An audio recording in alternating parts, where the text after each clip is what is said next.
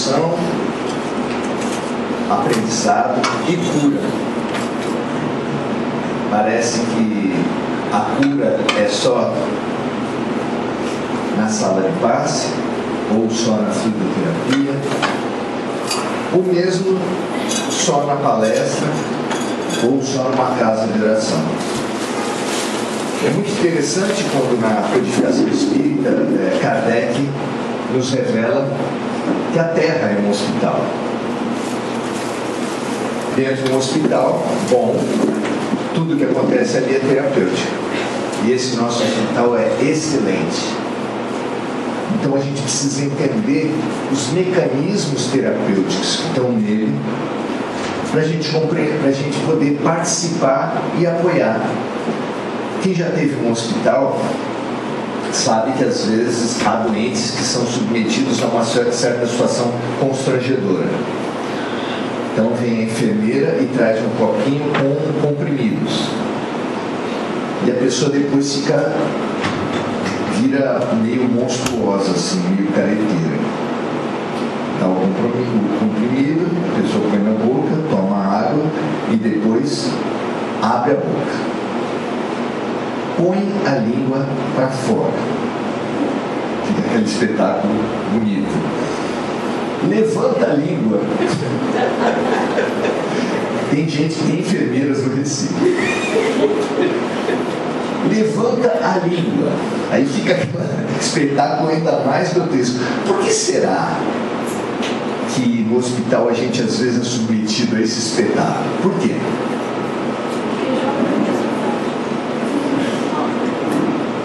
Peraí, o médico não passou? O médico não receitou? O medicamento não é o mais adequado para a gente? Por que a gente não toma o medicamento? Por que vocês acham? Não é impressionante isso? Todo mundo fala que acredita em Deus, todo mundo fala que adora Jesus, mas na hora de tomar um medicamento prescrito pelo Dr. Jesus, a gente põe debaixo da língua e faz que engoliu. Não pode deixar. Assim que a enfermeira sai, a gente... Uma das formas fundamentais para a gente cooperar com o nosso tratamento é entender as leis que regem esse processo terapêutico.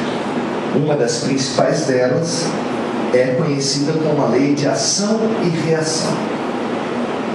Isso tem tudo a ver com as nossas doenças. Para isso a gente vai contar uma historinha. Historinha é sempre bom, sempre ajuda a gente a fixar o que a gente quer dizer. Tem uma passagem que Jesus é convidado para um banquete na casa de um judeu muito rico. E ele entrou, era para ser o homenageado do banquete, mas ele entrou, sentou ao seu lugar na mesa. Estava tudo rolando aparentemente normalmente, até que uma senhora entrou no meio do banquete, entrou por baixo da mesa de Jesus, se ajoelhou e começou a chorar. Chorou muito, chorou muito, chorou muito, chorou muito, molhou os pés de Jesus com as suas lágrimas, secou com seus cabelos. O judeu que estava querendo colocar Jesus ali para testar, para desmascarar, para demonstrar como ele era um enganador de multidões, como muitos pensavam, falou assim, pensou consigo mesmo, se ele fosse realmente um profeta, saberia quem é essa mulher. Porque aquela mulher era muito mal conceituada naquela comunidade, naquela região, naquele país, porque ela era muito famosa, belíssima, talvez a mulher mais bela de Jerusalém, da Judéia daqueles tempos, e que tinha colocado a sua beleza a favor de um projeto financeiro. Muito mal conceituada, Jesus estava acolhendo e permitindo que ela fizesse aquilo.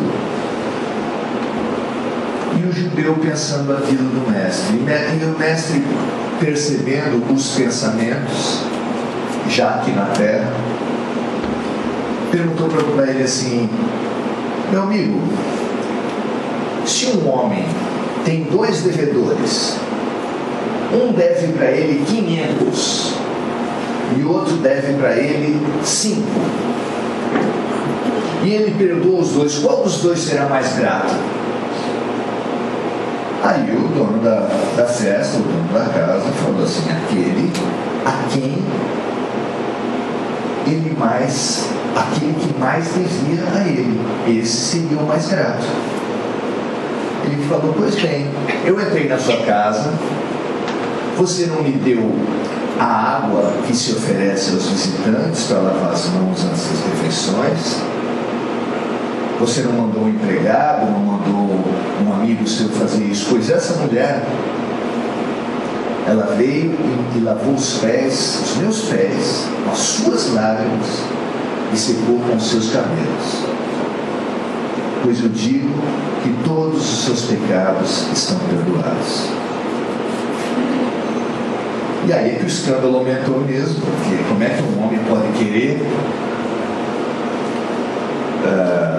perdoar os pecados, ainda mais daquele tipo de mulher que demonstrava os seus problemas? Porque problemas, erros, quem não os tem? Mas alguns são explícitos, são sociais, e para esses a comunidade gosta de apontar o dedo, como se tivesse algo para falar, como se tivesse gente sem pecado para tirar a primeira pedra. Eu sei que eu estou falando isso para os outros, porque o espírita não critica ninguém, não faz fofoca, não levanta críticas sem a presença da pessoa. É uma coisa bonita. Mas falando para as outras religiões, a gente fala assim, comenta só para ilustrar.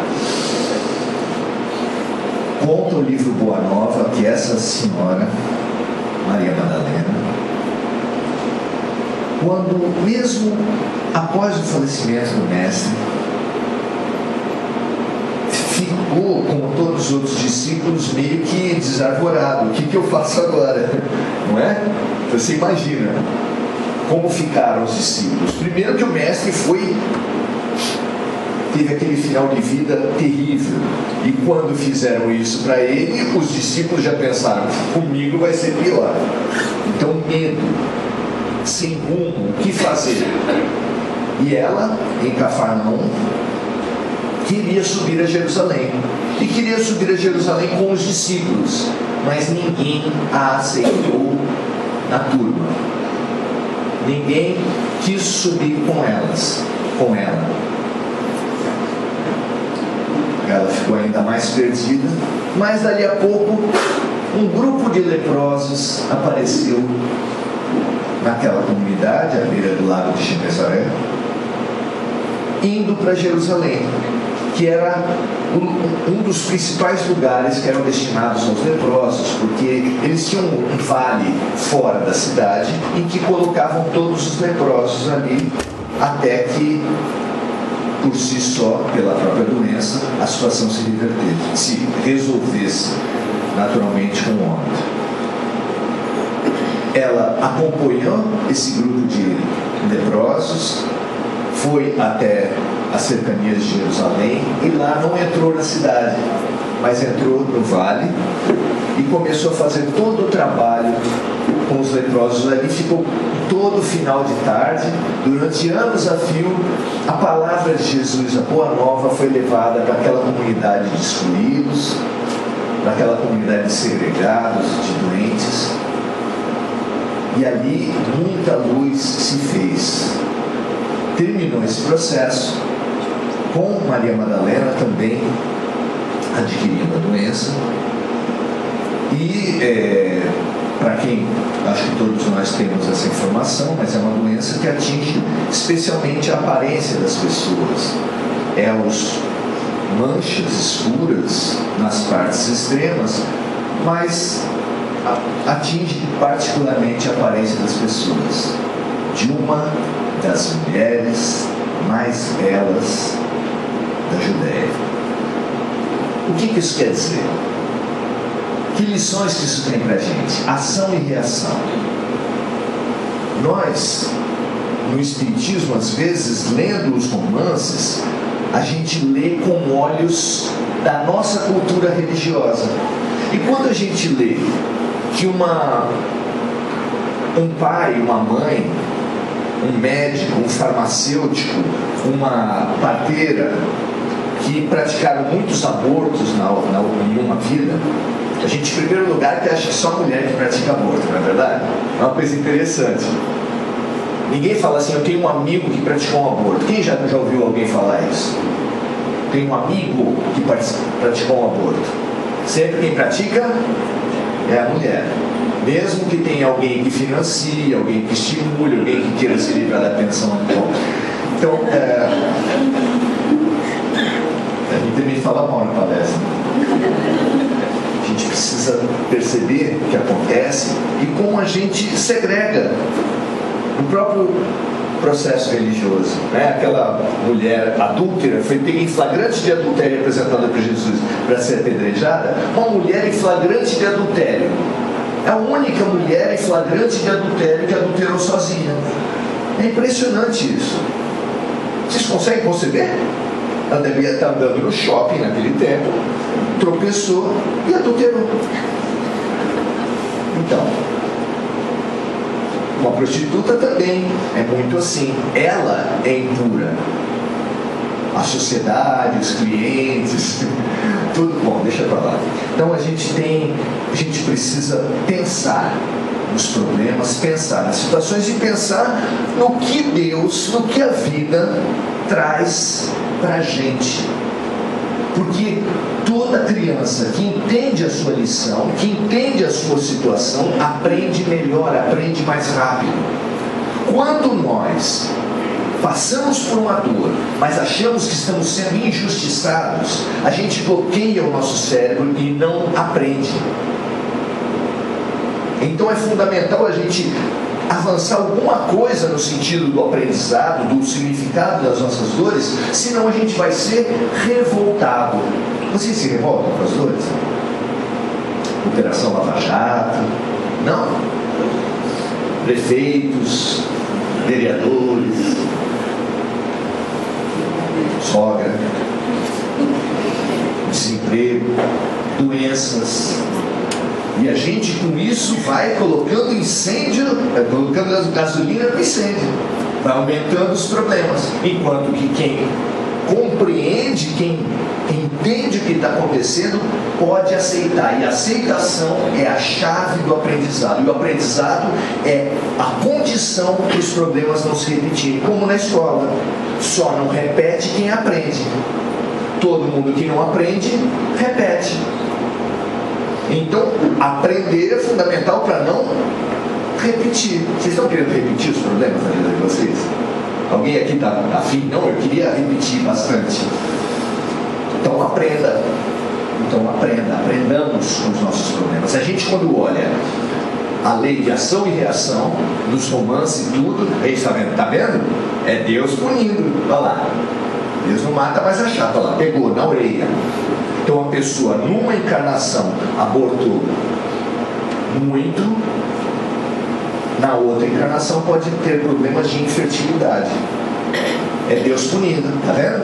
A pessoa matou numa vida, na outra vai ser assassinada, tá vendo? É Deus punindo. Será que é isso, gente? Tem palestrista que fala dos espiritólicos, então a gente muda para espírita, mas continua católico. Então não adianta, a gente precisa pensar numa nova matriz. Deus de amor revelado por Jesus não é um Deus de vingança, não é um Deus que vai punir por o que aconteceu numa vida, que aconteceu às vezes num momento de uma vida, e ele vai ficar por toda a eternidade no azeite fervendo. Que pai é esse? Será que esse pai passaria no conselho tutelar? Pois é, a gente julga Deus um pai pior que nós mesmos. Como é que pode ser isso? Claro que não. Então, o que acontece? Como a gente entender os meandros da ação e da reação? Quem gosta de atividade física sabe que muitas vezes um orientador, um educador físico, um professor de yoga, depois de pedir que a gente faça um movimento, pede que a gente compense aquele movimento. Se você fez muito movimento para frente, você faz para trás. Se você fez muito para um lado, você faz para o outro, para compensar, para harmonizar. A lei é de harmonia, não é de vingança. A lei é de aprendizado, de superação, de reequilíbrio, de compensação e não de punição. E entender isso é fundamental. Quando um problema acontece, não é Deus punindo, é um ser se reharmonizando. E para isso é fundamental que a gente estude, e aqui eu vou falar ultra rapidamente, a função do perispírito no processo reencarnatório na ação e reação. O perispírito é um corpo espiritual, também chamado de psicossoma, também chamado de... Paulo chama de corpo espiritual. Tem gente que acha que esse negócio de corpo espiritual foi inventado pelos espíritos. Está lá na carta aos Coríntios, Paulo falando do corpo espiritual. E o corpo espiritual também é físico, também é material, ele é semimaterial. E ele é extremamente sensível a todo tipo de pensamento que a gente tem. Isso quer dizer que um pensamento impactante fica muito marcado no corpo espiritual. O que você acha que fica, como fica marcado um assassinato, um estupro, uma violência, um aborto no corpo espiritual? Fica extremamente marcado, fica extremamente desequilibrado. Quando a gente vem com a reação àquela ação que a gente desenvolveu, não é uma punição, é uma maneira de reharmonizar, é um processo terapêutico, é um processo de cura, é um processo de compensação do movimento que você fez. E as histórias são lindas nesse sentido. A história da Dona Cida, fundadora do Hospital do Fogo Selvagem em Minas Gerais, ela é maravilhosa. Teve o seu ápice, porque é uma doença que já está em declínio, mas aconteceu muito em meados do século passado, e acabou se concentrando numa certa cidade, e essa enfermeira, Dona Cida, trabalhava exatamente na ala do fogo selvagem, que é uma doença que se caracterizava pelas pessoas terem uma sensação terrível de estar sendo queimadas vivas. O seu corpo ficava vermelho com bolhas, e a sensação que elas tinham de estar sendo queimadas vivas. Elas não podiam usar quase nada sobre o corpo. E aquilo, o diretor do hospital fez as contas e falou: não vale a pena, não dá mais para manter esse pessoal aqui, porque o governo não faz um repasse suficiente. Vamos dar alta para todos eles. E a Dona Cida falou: como dar alta para esse povo? Não tem condição, não dá. Prevaleceu a tese, a ordem do dono do hospital, e ela foi demitida, saiu para as ruas com aqueles... Eu imagino a cena, né? Ela saindo com um monte de gente com lençol sobre o corpo, assim, na rua, batendo de casa em casa, as pessoas passando pano com álcool no portão depois que ela saía. Ninguém atendeu, e ela levou todos para casa ao final do dia. Levando para casa, ela não foi bem acolhida pela família, ou eles ou eu, e ela falou eles, e ela teve que ficar sem a convivência com os filhos e com o marido. Depois começou uma campanha para regimentar recursos para compor um hospital. Quando ela já tinha reunido bastante recursos, comprou um terreno. Era gente que enganava, era gente que não tinha a escritura, e ela foi dada como ladra. E no final das contas, Chico Xavier veio em nosso socorro para entender um pouco, e essas situações ajudam muito a gente a entender a ação e reação. Conta Chico que essa mulher foi chefe da Inquisição num país da Europa. Situação em que ela coordenou a execução de muita gente através da fogueira. E ela, como chefe, ela tinha aos seus cuidados uma série de ordenanças, uma série de subordinados que faziam com ela esse trabalho. Ela naturalmente tem um grau de responsabilidade sobre o que aconteceu muito grande, porque ela era a coordenadora. E ela falou: eu vou vir para coordenar o resgate de todos aqueles que não foram capazes de aprender de outra forma.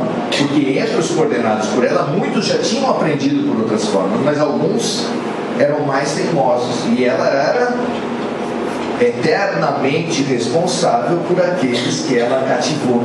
Cativou no erro, mas cativou. E ali ela coordenou e ela recebeu de volta, acolheu de volta os seus subordinados e fez esse trabalho. Aí a gente pode especular, só como um estudo, o que aconteceria com a dona Cida se ela não se dispusesse a passar por tudo aquilo que ela impingiu nos outros? Perder a família, perder a honra socialmente, perder a profissão, perder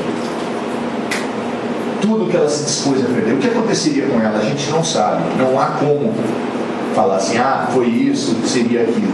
Mas ela certamente sofreria mais, porque Deus nos ama em liberdade.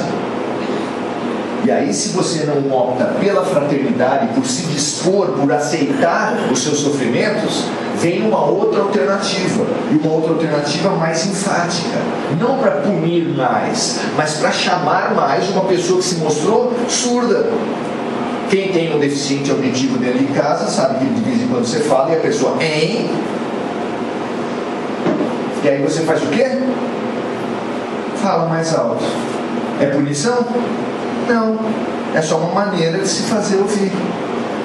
A gente também não ouve o Papai do Céu. E ele precisa falar mais alto com a gente. Com a dona Cida, felizmente, não precisou.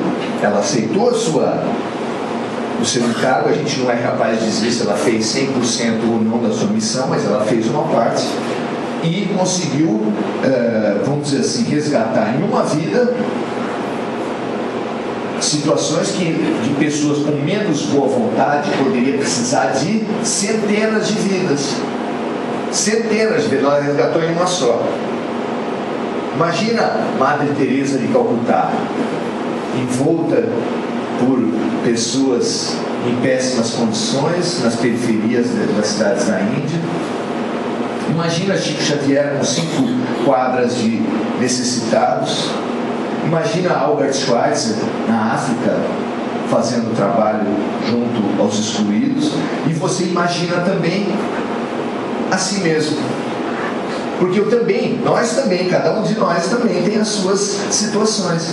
Não missionárias, talvez, não sei a vida de ninguém, mas você vai ter a sua questão, a sua desarmonia a compensar. Mas nunca vai ser punição. E nunca é o fim do mundo, porque sempre pode ter uma situação, um chamamento ainda mais enfático para aquele que não foi capaz de ouvir. E sempre pode ter uma alternativa melhor. Como? Às vezes, as pessoas que fazem trabalho em ala de oncologia infantil falam que às vezes vão ali e veem crianças brincando, crianças felizes. Crianças, às vezes, à beira da morte, brincando como qualquer outra criança. Por que não? Por que não? Se a gente passa por dificuldades, se a gente tem que fazer um tratamento, por que se afundar na dor, no coitadinho, na revolta? Vocês já acompanharam doente na vida de vocês?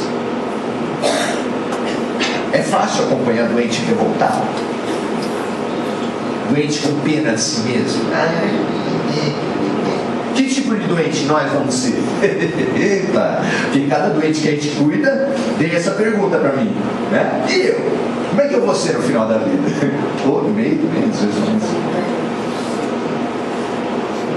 como é que eu já estou sendo com as minhas doenças, porque doença não é só física, doença também é mental, doença também é espiritual, as nossas harmonias espirituais, doença também é relacional, quando você vive conflitos e se deixa dominar por raivas, por projetos de revolta, de angústia, de...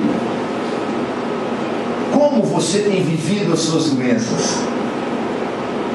Como você tem usado os seus talentos, as suas belezas, como Maria Madalena? Nós temos talentos, a gente só pensa na parte difícil, mas nós temos possibilidades. E às vezes as nossas possibilidades vêm das dificuldades, porque a melhor pessoa para orientar um alcoólatra é um alcoólatra também, já em abstinência, porque ele, sem falar muita coisa, já ajuda. O Espiritismo teve um palestrista que eu tento imaginar o que seria ele chegando no Semente de Luz, Jerônimo Mendonça, tetraplégico, só movimentava o pescoço. Aí encosta uma Kombi aqui na frente, um monte de ajudante arranca uma cama hospitalar adaptada para dentro da Kombi. Aí aquele alvoroço, imagina, para chegar até aqui. E quando ele chegou até aqui, a palestra está feita. Chegou aqui, a palestra não está pronta. O que vocês acham? A pergunta é: do que você estava se queixando mesmo? Aí ele chega e dá um sorrisão. Boa tarde. Cara, já acabou a palestra, não precisa mais nada. Ele deu boa tarde. Nisso que eu fico aqui meia hora, o boa tarde dele já resolveu o assunto. Como nós temos encarado os nossos problemas? Será que a gente acredita de verdade no médico? Será que a gente está cuspindo o remédio? Será que a gente aceita os problemas e assim pode não repetir mais? Essa é a pergunta de hoje à tarde. Que a gente possa se perguntar. Porque há milhões, bilhões de cristãos de autodeclaração. Veio o IBGE, cristão do IBGE. Né? Nossa religião, eu sou cristão. Okay. Mas cristão de seguir, cristão de perceber, cristão de entender o que acontece e assimilar, aceitar o que Deus está dando para a gente, não através das grandes missões. Para isso há os grandes missionários, mas através das nossas dificuldades, o nosso tratamento, que tipo de doente nós temos sido? O doente que aceita a doença e se cura, ou o doente que se revolta e obriga a vida a voltar e a repetir?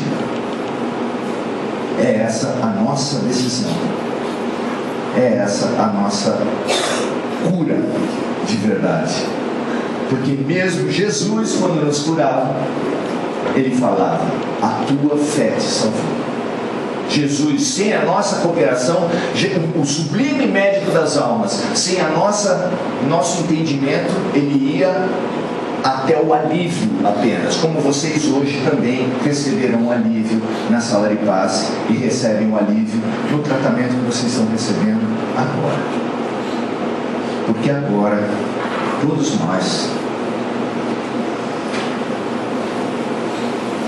somos convidados a nos vermos crianças numa cama hospitalar. E chega o médico com seu jaleco branco, brilhante, seu sorriso terapêutico, e nos incita a confiar. E aquela confiança é 80% do tratamento, 80% do medicamento. Nós temos remédios amargos, nós temos dificuldades, tratamentos invasivos que a vida nos tem proposto, já que nós temos sido muito teimosos. Mas tenhamos a certeza, acolher o Doutor Jesus, acreditar no Doutor Jesus, assimilar os remédios de perdão, de arrependimento e reconciliação do Doutor Jesus, são condições para o nosso tratamento, condições para a nossa cura. Ave Maria, cheia de graça, o Senhor é convosco. Bendita sois vós entre as mulheres, bendito é o fruto do nosso ventre, Jesus. Santa Maria, Mãe de Jesus, rogai por nós, pecadores, agora e na hora de nossa passagem. Assim seja, dada a nossa cura, que assim seja. Graças a Deus.